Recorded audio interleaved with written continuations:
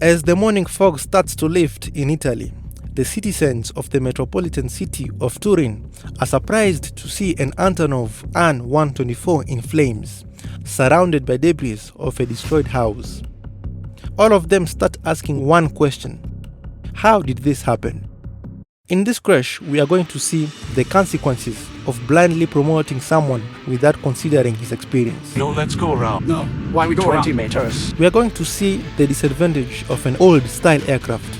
Join me as we go minute to minute to discover why this plane crashed. My name is Jonathan, and this is Minutes from Disaster.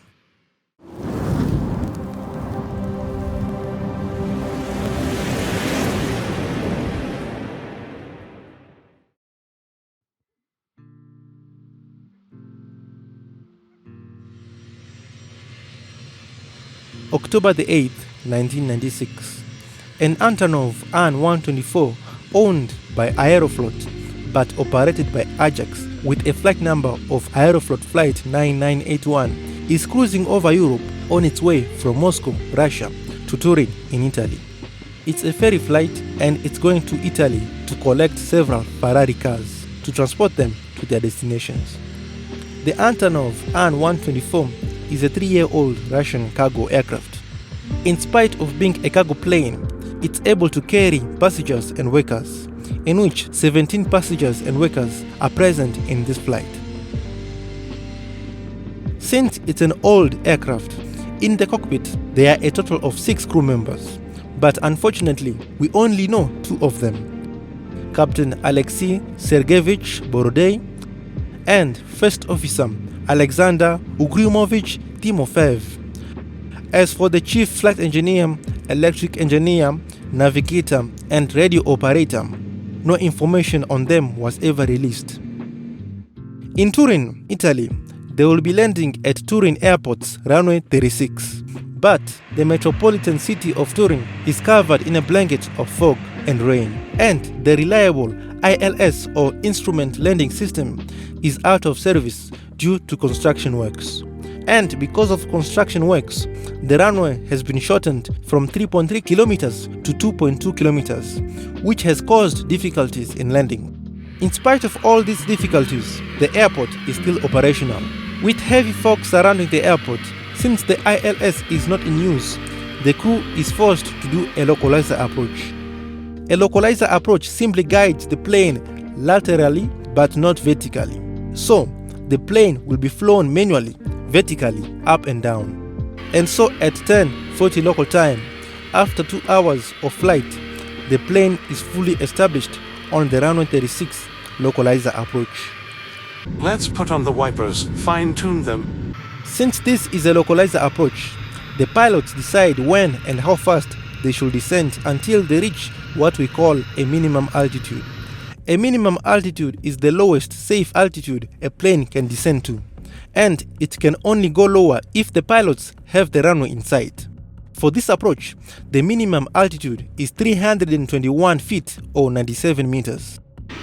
8 minutes later, at 10:48 local time, the plane is fully established on the short final.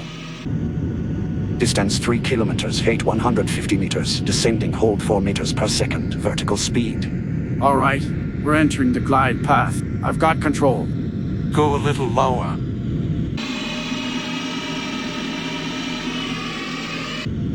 Speed 240. No, let's go around. 30 meters. No, why we go 20 around? meters. 10 meters. Modes. Please, let's go around. 10 meters. 8 meters. Miraculously, they broke out of the clouds and see the runway, but the plane is a little bit too high. 6 meters. Let's go 4 around. meters. 3 Runway, meters. not enough. Not enough runway. It's not enough, can't you see? So better to go around. Go around. The pilots decide to abort the landing and go around, but the go around doesn't go as planned. Speed. Increase power. Speed is decreasing. It's okay. Stop moving it quickly. Increase power. Speed is decreasing. What are you doing? Speed. Hold that power. I hold the power. Power. Power. What? We are done. We are going down.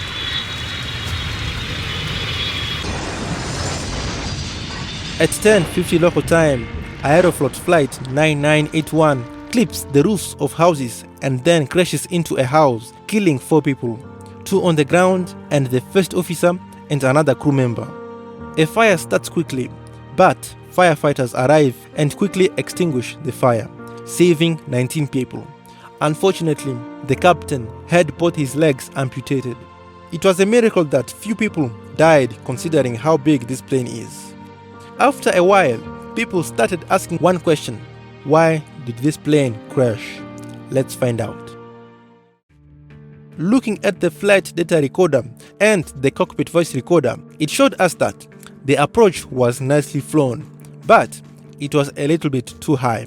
The reason why is that the type of approach the pilots were doing was not an ILS approach, but it was a localizer approach.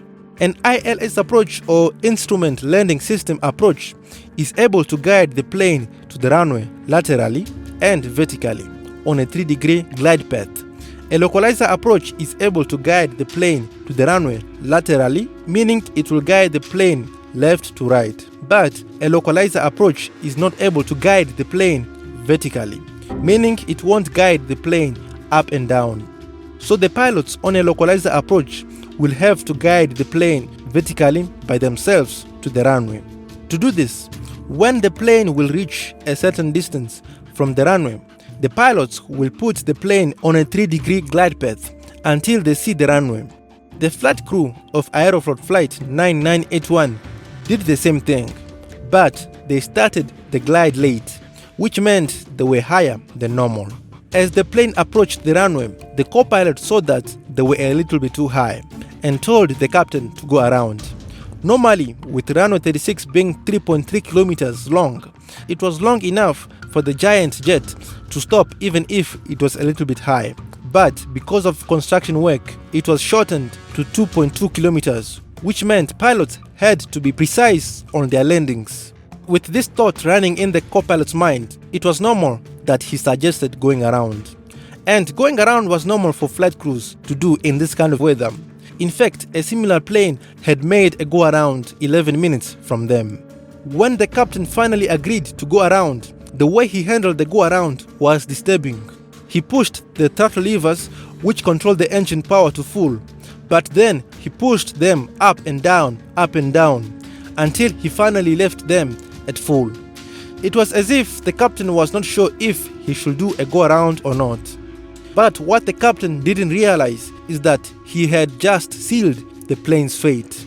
When the captain was pushing the throttle levers up and down, what he didn't realize is that due to design flaws in the engine control system, he had crippled 3 engines, and so after finally putting them to full power setting, only 1 engine went into full power, and the other 3 engines remained in idle power. On a normal go-around, the pilots would put the nose of the plane up to gain altitude, and that's what the captain did. But because only 1 engine was at full power, plus the drag that was coming from the giant flaps, the plane started losing speed and stalled, then crashed seconds later. Why did the captain do such a mistake? Looking back in time, before the pilots began the approach, the captain did a briefing on how the approach will go, but he never talked about what they will do if a go-around was issued. It seems leadership in the cockpit was lacking. Looking at the captain's record, he only had 431 hours flying this aircraft, which was really low for him to become a captain.